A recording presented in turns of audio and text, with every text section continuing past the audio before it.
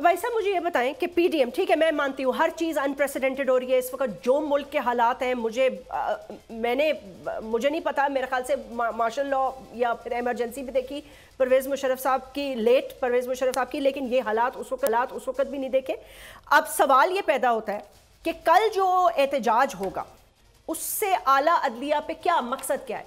Pressure develop कराना, अपना मौक़िफ़ देना? मरियम नवाज साहिबा भी क़यादत करेंगी वहाँ पे, पीपल्स पार्टी भी सीनियर क़यादत वहाँ जाएगी, मौलाना साहब भी आ रहे हैं, तो मतलब है कि ये इसका क्या नतीजा क्या होगा? क्या कोई डिमांड रखने जा रहे हैं? कुछ ऐसी खबरें थी that the government might be saying, might not the government, ये मैं इसको साइड पे रखती हूँ, जो प्रोटेस्ट करने जा रहे हैं पीडीएम का कोalition का इत्तेहाद, वो ये कहें कि they might be demanding a resignation.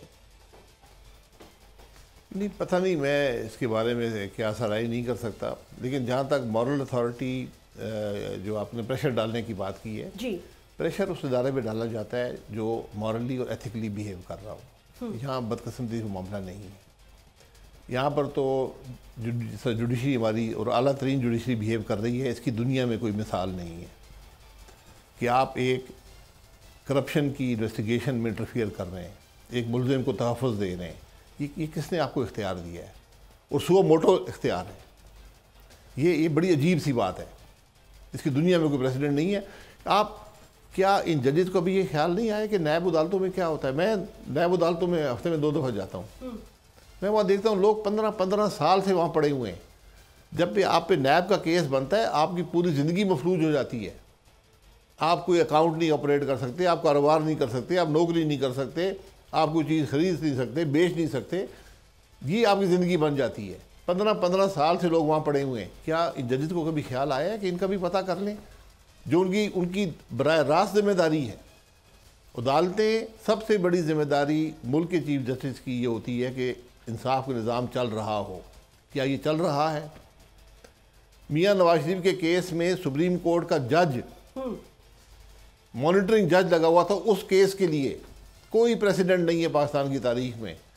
उस केस में जज ने मरने से पहले ये कहा कि मैं ब्लैकमेल होके मैंने फैसला दिया है मियां साहब के खिलाफ।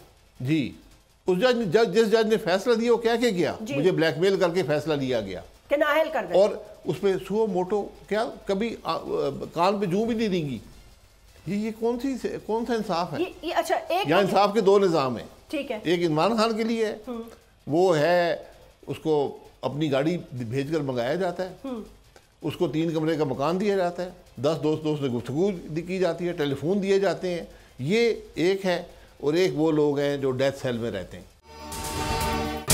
अगर ये वीडियो आपको पसंद आई है तो इस चैनल को सब्सक्राइब करें और बेल आइकन को क्लिक करें। सब्सक्राइब करें और बेल दबाएं ताकि कोई खबर रह न जाए।